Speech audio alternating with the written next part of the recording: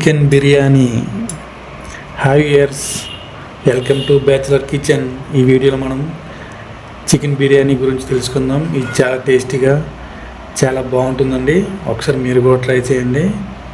కుక్కర్లో ఎలా తయారు చేయాలో మనం ఈ వీడియోలో తెలుసుకుందాం.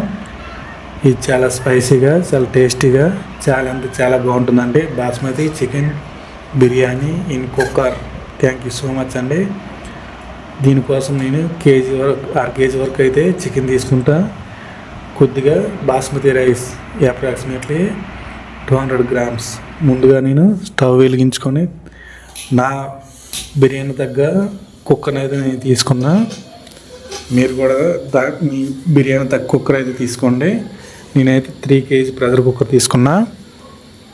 దాంట్లో ముందుగా కుక్కర్ హీట్ అయినాక బిర్యానీ మెటీరియల్ మొత్తం ఆకులు, బిర్యానీ సామాను, కొద్దిగా యాలకులు, జాజికాయ, అదేవిధంగా ఉల్లిపాయలు, మొత్తం బిర్యానీ సామాన్ అన్నీ కూడా అందులో యాడ్ చేసుకోవాలి 1 by 1.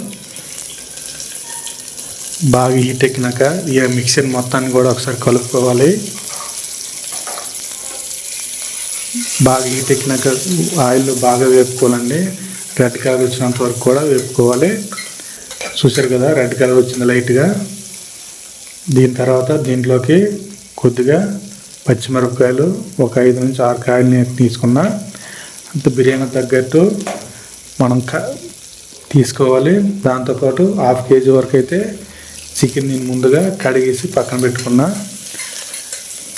ఈ బిర్యానీ మిక్సర్ మొత్తం కూడా పూర్తిగా రెడ్ కలర్ వచ్చినంత వరకు కూడా హీట్ చేసుకోవాలి. చూసారు కదండి, రెడ్ కలర్ వచ్చింది.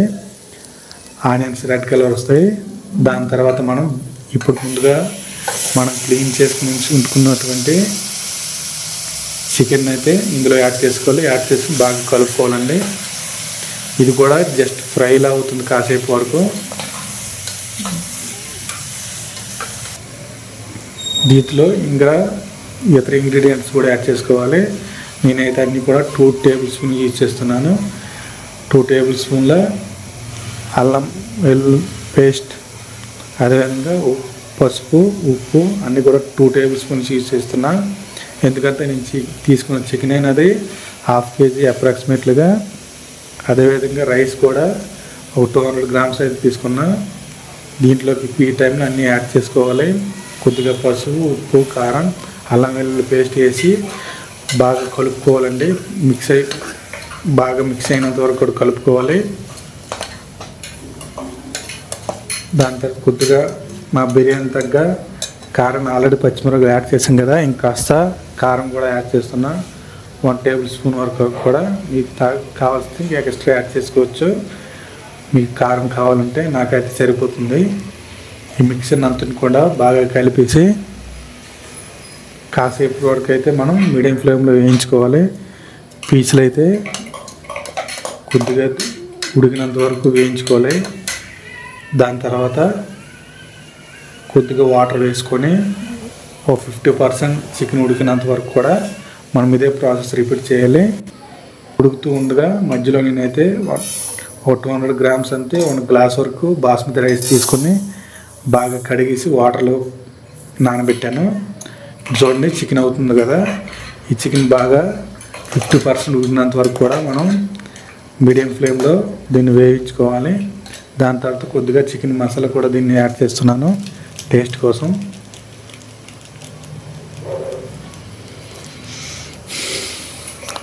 బాగా ఫ్రై అయినాక లోన వాటర్ మొత్తం బయటకు వచ్చేస్తున్నాయి, చికెన్ ఉన్న వాటర్ మొత్తం. దాని తర్వాత ఇంకా మనం ఉడికించడం కోసం కొద్దిగా వాటర్ యాడ్ చేస్తే కొద్దిగా త్వరగా ఉడుకుతుందండి. నేనైతే కొద్దిగా వాటర్ యాడ్ చేస్తున్నాను. అప్రాక్సిమేట్లీ ఒక 1/2 glass వరకు అయితే వాటర్ యాడ్ చేస్తున్నాను.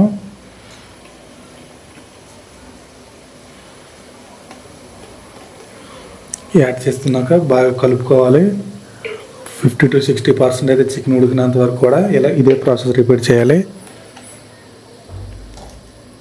వాటర్ వేసినాక కాసేపు వరకు మూత పెట్టుకొని ఉడికించుకోవాలి. ముక్క అయితే ఉడుకుతుంది కదండి, చూసారా, వీడియోలో చూపించిన విధంగా ఒక 60% ఉడికిన తర్వాత దీంట్లోకి మనం ముందుగా కడిగి ఉంచుకున్నటువంటి బాస్మతి రైస్ని ఇందులోకి యాడ్ చేయాలి.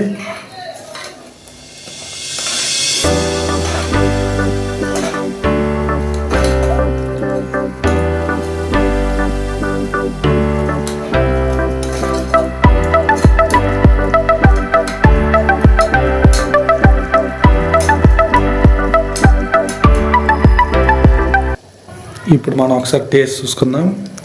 కాస్త సాల్ట్ ఎక్కువగానే ఉండాలి, ఎందుకంటే రైస్ యాడ్ చేస్తున్నాం కాబట్టి. నేనైతే 1 గ్లాస్ రైస్కి 1.5 వాటర్ అయితే వేసాను. మీరు ఎంత రైస్ యూస్ చేస్తున్నారో, ఎంత రైస్ ఉపయోగిస్తున్నారో దానికి 50% ఎక్స్ట్రా గ్లాస్కి 1.5 గ్లాస్ వాటర్ వేసుకోవాలి. బిర్యానీ బాగుంటుంది. నేనైతే గ్లాస్కి 1.5 గ్లాస్ వాటర్ వేసాను, సరిపోతుందండి. ఎందుకంటే ఆల్రెడీ ముందు కొద్దిగా వాటర్ ఉంది కదా, అందుకని. దాని తర్వాత కొద్దిగా కొత్తిమీర యాడ్ చేశాను టేస్ట్ కోసం. అదేవిధంగా మొత్తం మిక్సర్ని ఒకసారి మళ్ళీ కలుపుకోవాలి. మొత్తం చికెన్ ప్లస్ రైస్ మొత్తం అంతా మిక్సర్ని బాగా కలుపుకోవాలి. కలుపుకున్నాక 2 విజిల్స్ వరకు అయితే మనం ఉంచుకోవాలి. 2 విజిల్స్లో కంటే ఎక్కువ ఉంచకూడదు. ఎగ్జాక్ట్గా 2 విజిల్సే ఉంచాలి. 2 విజిల్స్లో బిర్యానీ రెడీ అయిపోతుంది.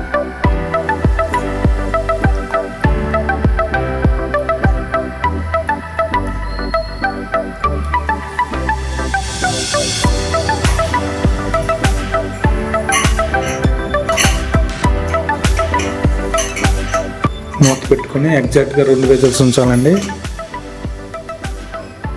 First whistle and second whistle.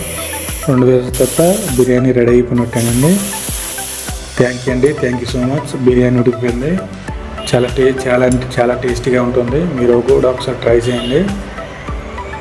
కుక్కర్లో పెట్టాం కాబట్టి అన్నీ బాగానే ఉడికిపోతాయి. మనకి బయట హోటల్స్లో ఎలా ఉంటుంది అంతకన్నా టేస్టీగా ఉంటుంది. మీరు ఇంకా కావాలంటే కొద్దిగా జీడిపప్పు కూడా యాడ్ చేసుకోవచ్చు. నేనైతే ఇందులో యాడ్ చేయలేదు. థ్యాంక్ యూ అండి. Thank you so much